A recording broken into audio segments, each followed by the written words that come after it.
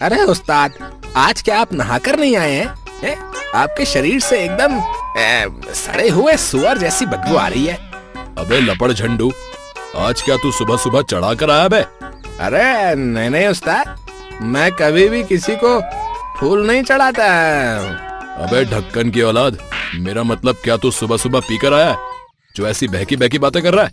अरे नहीं नहीं उस्ताद, तुम्हारी कसम, मैं तो शराब को हाथ भी नहीं लगाता, तो फिर पीने का तो सवाल ही नहीं उठता है। हे भगवान, ये फिर मेरी झूठी कसम खा गया। अगर ये ऐसे ही मेरी झूठी कसम खाता रहा तो वो दिन दूर नहीं जब यमराज मुझे लेने आ जाएंगे। उस्ताद, ये यमराज कौन है? ये क्या आपके कोई रिश्तेदार है? अगर हो तो उनको भी यहाँ बुला लीजिए, वो भी हमारे साथ थोड़ी चोरी कर लिया करेंगे। अबे भूतनी के, चुप हो जा। अगर तूने अब एक भी शब्द बोला ना तो मैं तेरी मार मार कर बिरयानी बना दूंगा। भोपी के इतना कहते ही बंटा चुप होकर बैठ जाता है और भोपी आंखें बंद करके कुछ सोचने लगता है। अरे उस्ताद, अभी तो आप बहुत ही चटर पटर कर रहे थे, तो फिर अब आप साधु बाबा क्यों बन गए? अबे भुलक्कड़, मुझे बाबा बनने का कोई शौक नहीं है। मैं तो ये सोच रहा हूँ कि अब चोरी कैसे की जाए। अरे तो इसमें सोचने वाली क्या बात है उस्ताद? वो देखिए, जमींदार आ रहा है और उसके गले में उसने सोने की चेन पहन रखी है। आप एक काम कीजिए ना, आप उस जमींदार को अपनी बातों में लगाइए और फिर मैं पीछे से उसके गले की सोने की चेन चुरा लूंगा। अरे वाह मेरे भुलक्कड़, तूने क्या आइडिया निकाला है बे? बंटा तो भुलक्कड़ जरूर है, लेकिन तेरा दिमाग एरोप्लेन से भी तेज चलता है। Thank you Ustad, thank you. अब चलिए, वरना वो जमींदार अपने हाथ से निकल जाएगा। अरे प्रणाम जमींदार साहब, इतने ठुमक ठुमक कर कहाँ जा रहे हो? जमींदार को पता था कि भोपी एक बहुत ही बड़ा चोर है और फिर वो कड़क आवाज में भोपी से कहता है, तुमसे मतलब? भाई मैं कहीं भी जाऊँ, तुम होते कौन हो मुझसे ये सब पूछने वाले?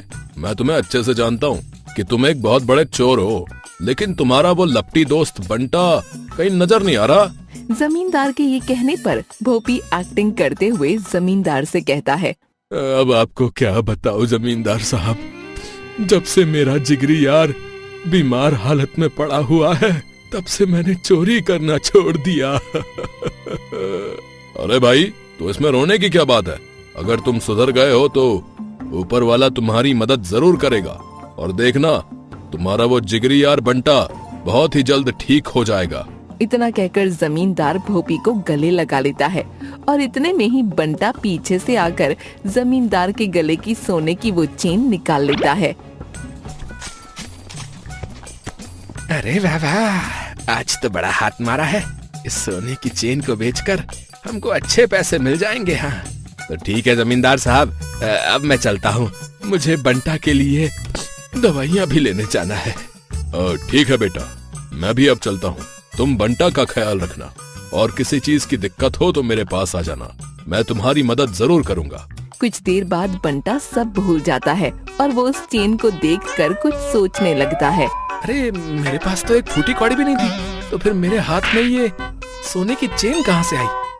और ये उस्ताद अकेले अकेले इस जमींदार से क्या बातें कर रहे हैं? अभी जाकर देखता हूँ। इतना कहकर बंटा उस चेन को लेकर भोपी और जमींदार के पास पहुँच जाता है और जमींदार से कहता है, अरे जमींदार साहब, क्या ये सोने की चेन आपकी है? अरे हाँ भाई हाँ, ये सोने की चेन मेरी है, लेकिन ये चेन तो मेरे गले में थी, तो फिर ये चेन तुम्हारे पास कहाँ से आई? भगवान, इस भुलक्कड़ ने ये क्या कर दिया? लगता है ये बंटा का बच्चा सब भूल गया। इसने तो किए कराए पर पानी ही फेर दिया। जमींदार साहब, लगता है ये चेन हवा में उड़कर मेरे हाथ में आ गई थी। खैर ये सब छोड़िए, ये लीजिए आपकी चेन। क्यों रे भोपी, तू तो कह रहा था कि तेरा ये दोस्त बंटा बीमार है, तो फिर ये यहाँ क्या कर रहा है? और ये चेन इसके पास कैसे आई? पता नहीं जमींदार साहब, मुझे तो खुद समझ में नहीं आ रहा कि ये चेन बंटा के पास कैसे आ गई। लेकिन मुझे सब समझ में आ गया है कि ये चेन इसके पास कैसे आई। तुम दोनों ने मेरी सोने की चेन चुराने की कोशिश की, मैं तुम दोनों को छोड़ूंगा नहीं। इतना कहकर जमींदार बंटा और भोपी की जमकर पिटाई करता है। अरे जमींदार साहब, अरे मुझे छोड़ दो, मैंने तो आपकी सोने की चेन ढूंढने में मदद की। अरे तो फिर आप मुझे क्यों मार रहे हो? मम्मी, बंटा के बच्चे, मैं तुझे छोड़ूंगा नहीं। आज तेरे भुलक्कड़पन की वजह से मुझे मार खानी पड़ रही है। अगर अब कभी तुम दोनों ने चोरी की तो मैं तुम दोनों को पुलिस के हवाले कर दूंगा। अब दफा हो जाओ यहाँ से। जमींदार के इतना कहते ही बंटा और भोपी दुम दबाकर वहाँ से भाग जाते हैं।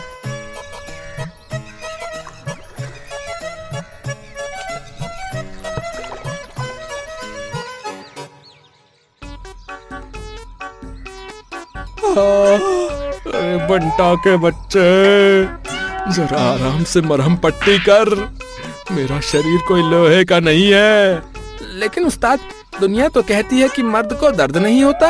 अब ये सब कहने की बातें हैं, मर्द को भी दर्द होता है रे। उस्ताद, लेकिन मुझे अभी तक समझ नहीं आया कि कल उस जमींदार ने हमें खामखाई क्यों कोड़ दिया। अबे ढक्कन की औलाद, कल हम दोनों ने उस जमींदार को लूटने का प्लान बनाया था बे, लेकिन तू ये सब भूल गया और तेरे चक्कर में वो खामखाई हमारी धुलाई करके चला गया। उस्ताद, जो हुआ सो हुआ। अब आप चिंता मत कीजिए, मेरे पास ना एक और धांसू आइडिया है जिससे हम एक ही रात में मालामाल हो जाएंगे। हाँ। अरे मोरी मैया, अबे तेरे आइडिया तेरे ही पास रख। तेरी वजह से मुझे हर बार बलि का बकरा बनना पड़ता है। वो तो अच्छा हुआ कि उस जमींदार ने हमें पुलिस के हवाले नहीं किया, वरना वो इंस्पेक्टर हमें डंडे मार मार कर हमारी चमड़ी उधेड़ देता। उस्ताद, मेरी माँ कहती है कि एक बार निराशा हाथ लगने से हमें कभी हार नहीं माननी चाहिए। अब चुपचाप आप मेरा आइडिया सुनिए, वरना मैं मेरा आइडिया खुद ही भूल जाऊंगा। है ठीक है, बता क्या खिचड़ी पक रही है तेरे इस मोटे दिमाग में। उस्ताद, मैंने सुना है कि हमारे गांव का जो इंस्पेक्टर है ना, उसका प्रमोशन हो गया है और सुना है सरकार ने उसे पूरे 10 लाख रुपए भी दिए। तो क्यों ना हम आज रात उसी के घर पर चोरी करें। बंटा की ये बात सुनकर भोपी उठकर बैठ जाता है। अबे मजनू की औलाद, वो एक इंस्पेक्टर है और तू जानता नहीं है कि वो कितना खतरनाक है। अगर कहीं पकड़े गए तो हम दोनों को जिंदगी भर जेल में चक्की पीसनी पड़ेगी। अरे उस्ताद, आप इतने बड़े चोर होकर उस मामूली से इंस्पेक्टर से डरते हो? छी, मुझे तो शर्म आती है आपको अपना उस्ताद कहने में। लगता है आप उस इंस्पेक्टर से डरते हो। अरे नहीं नहीं, मैं किसी से नहीं डरता। यहाँ से 50-50 मील दूर जब कोई इंस्पेक्टर मेरा नाम सुनता है ना, तो उसकी पैंट गीली हो जाती है, समझा। आज रात ही हम उस इंस्पेक्टर के घर चोरी करेंगे। रात होते ही वो दोनों इंस्पेक्टर के घर के बाहर पहुंच जाते हैं।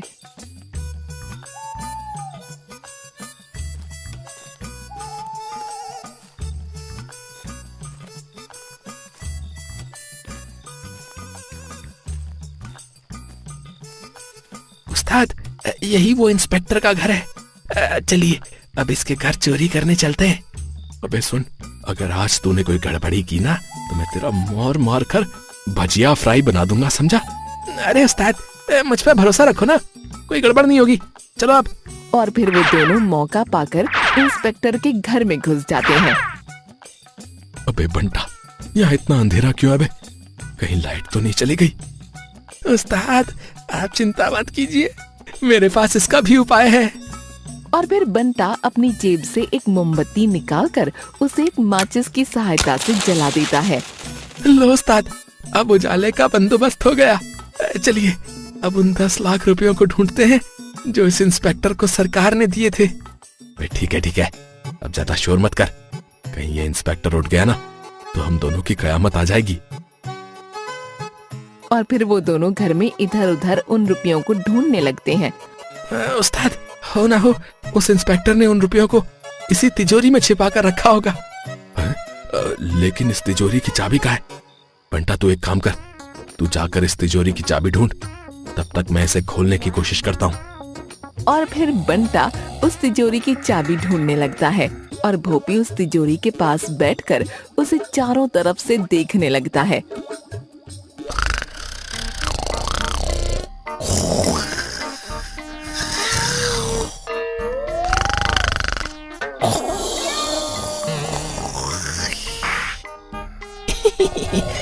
देखो तो इस इंस्पेक्टर को कैसे खर्राटे मारकर सो रहा है। ऐसा लग रहा है जैसे कोई सुअर का बच्चा रो रहा हो। अरे मैं तो भूल ही गया, मुझे तो तिजोरी की चाबी ढूंढनी है। जैसे ही बंटा मोमबत्ती के उजाले से उस तिजोरी की चाबी को इधर उधर ढूंढने लगता है, तभी उसकी नजर तकिए पर पड़ती है जिसके पास तिजोरी की चाबी रखी हुई थी। ये लो उस्ताद, चाबी ढूंढ कर ले आया। अबे ढक्कन, लेकिन मोमबत्ती कहाँ है? यहाँ तो चारों तरफ अंधेरा ही अंधेरा है। अरे मैं तो उस मोमबत्ती को इंस्पेक्टर के तकिए के पास ही भुलाया। उस्ताद आप यहीं रुकिए, मैं अभी उस मोमबत्ती को लेकर आता हूँ। अरे ये मेरे बाल में आग कैसे लग गई? अरे अरे कोई बचाओ। इंस्पेक्टर ये कह ही रहा होता है कि तभी वहाँ पर बंटा आ जाता है। अरे इंस्पेक्टर साहब, आपके बाल में आग कैसे लग गई? अबे तू कौन है और तू मेरे घर के अंदर कैसे आया? ये शोर कैसा? कहीं वो इंस्पेक्टर जाग तो नहीं गया? मुझे जल्दी ही वहाँ पर जाना होगा। अरे कोई मेरे बालों में लगी आग को बुझाओ, वरना मैं टकला हो जाऊंगा। जलती हुई मोमबत्ती की वजह से इंस्पेक्टर के बालों में आग लग जाती है। वो इधर उधर उछलने लगता है। अबे बंटा, अबे यहाँ से भाग, वरना ये इंस्पेक्टर आज हमें छोड़ेगा नहीं। इतना कहकर वो दोनों इंस्पेक्टर के घर के दरवाजे की बाहर से कुंडी लगाकर वहाँ से भाग जाते हैं। उन दोनों चोरों ने मेरे सारे बाल जला दिए। मैं उन दोनों को छोड़ूंगा नहीं।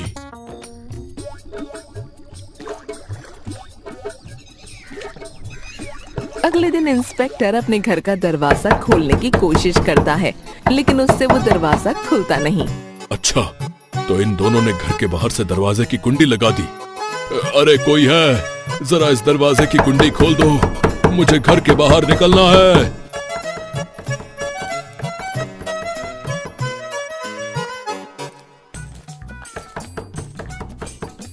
अरे क्या हुआ इंस्पेक्टर साहब, आप अंदर से काहे आवाज लगा रहे हो? अरे जमींदार साहब, जरा बाहर से मेरे दरवाजे की कुंडी खोल दो, उसके बाद मैं तुम्हें सब बताता हूँ। और फिर जमींदार इंस्पेक्टर के घर के दरवाजे की कुंडी खोलता है और तभी उसकी नजर इंस्पेक्टर के बालों पर पड़ती है, जिसे देखकर वो जोर जोर से हंसने लगता है। अरे इंस्पेक्टर साहब, ये आपके बालों को कौन सी चिड़िया ले गई? कल तो इस पर घास उग रही थी, आज तो सारा मैदान सफा चट हुआ पड़ा है। अब आपको क्या बताऊं जमींदार साहब, कल रात मेरे घर में 2 चोर घुस गए थे और लाइट ना होने की वजह से उन्होंने एक मोमबत्ती जलाई और उन्होंने उस मोमबत्ती को मेरे तकिए के पास रख दिया, जिसकी वजह से मेरे बालों में आग लग गई और मेरे सारे बाल जल गए। अरे इंस्पेक्टर साहब, हो ना हो ये दोनों बंटा और भोपी ही हैं, जिन्होंने कुछ दिनों पहले ही मेरी सोने की चेन चुराने की कोशिश की थी। ओह अच्छा, जमींदार साहब, उन दोनों ने मेरे केवल बाल जलाए हैं, मैं दोनों को ही आग लगा दूंगा। इंस्पेक्टर साहब, आप चिंता मत कीजिए, मेरे पास उन दोनों चोरों को पकड़ने का एक बहुत ही बेहतरीन आइडिया है। अच्छा, जरा मुझे भी तो बताओ, क्या आइडिया है तुम्हारे पास? इंस्पेक्टर साहब, वो दोनों अक्सर एक टपरी पर चाय पीने के लिए जाते हैं। मैं उस टपरी पर भेष बदलकर चाय बेचूंगा और जैसे ही वो दोनों चाय पीने के लिए आएंगे, तभी आप उन्हें रंगे हाथों पकड़ लेना। अरे वाह, अब आएगा ना मजा। ठीक है जमींदार साहब, आप उस टपरी पर भेष बदलकर चाय बेचिए, मैं और मेरे साथी छिपकर उन दोनों का इंतजार करेंगे।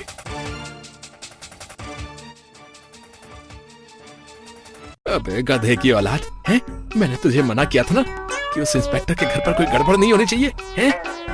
उस्ताद माफ कर दीजिए, मैंने गलती से वो मोमबत्ती उस इंस्पेक्टर के तकिए के पास रख दी, जिसके कारण उसके बालों में आग लग गई और वो जाग गया। वो तो शुक्र है कि हम वहां से भाग गए, वरना वो इंस्पेक्टर हमको जेल में डाल देता। अरे उस्ताद, अब जो हुआ सो हुआ, आप गुस्सा थूक दीजिए। और वैसे भी आज ठंड बहुत तेज है, चलिए हमारी पसंदीदा टपरी पर चाय पीने चलते हैं। ठीक है, चल अब चाय पीने चलते हैं।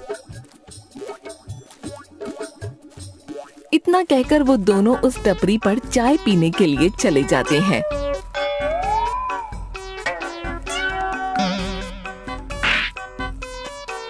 चल बे घोंचू, जल्दी से हम दोनों के लिए गर्मा गर्म चाय लगा दे, मेरे उस्ताद को बहुत तेज ठंड लग रही है। जी साहब, मैं अभी आप दोनों के लिए गर्मा गर्म चाय लगा देता हूँ। इतना कहकर जमींदार बंटा और भोपी को एक एक कप चाय देता है, लेकिन उन दोनों को ये नहीं पता था कि चाय वाले के भेस में जमींदार है। छी, अबे लपड़ झंडू, ये कैसी चाय बनाई तूने? चाय तो एकदम ठंडी है। अबे साले, तुझे चाय बनाना नहीं आता क्या? अबे इसमें तो चीनी का स्वाद ही नहीं है। बंटा और भोपी ये कह ही रहे होते हैं कि तभी वहाँ पर इंस्पेक्टर अपने कुछ हवलदारों के साथ आ जाता है। अरे भाई, अगर चाय पसंद ना आई हो तो मेरे थाने में भी बहुत अच्छी चाय मिलती है, और वो भी गर्मा गर्म। अरे अरे इंस्पेक्टर साहब, आप यहाँ? अबे बंटा, यहाँ से भाग, वरना ये इंस्पेक्टर हमें कहीं का नहीं छोड़ेगा। भागने की कोशिश बिल्कुल मत करना, क्योंकि मेरी बंदूक की गोली तुम दोनों से बहुत तेज भागती है। चोरी करने का बहुत शौक है ना तुम्हें? आज मैं तुम्हें जेल में बताता हूँ कि चोरी कैसे की जाती है। अबे मजनू की औलाद, आज फिर से मैं तेरी वजह से फंस गया। अगर तू मुझे यहाँ चाय पीने के लिए न लाता तो ये इंस्पेक्टर हमें कभी नहीं पकड़ पाता। मैं तुझे छोड़ूंगा नहीं। अरे छोड़ूंगा तो तुम दोनों को मैं नहीं। हवलदारों, गिरफ्तार कर लो इन दोनों को। और फिर इंस्पेक्टर भोपी और बंटा को पकड़कर जेल ले जाते हैं और उनकी खूब पिटाई करते हैं। अरे इंस्पेक्टर साहब, मुझे छोड़ दीजिए, मेरी इसमें कोई गलती नहीं है। ये सब तो इस भुलक्कड़ बंटा का किया धरा है। अरे मम्मी, मैं तो मर गया रे। ओही मारे, अरे मोरी मैया, अरे छोड़ दो हमें। आई,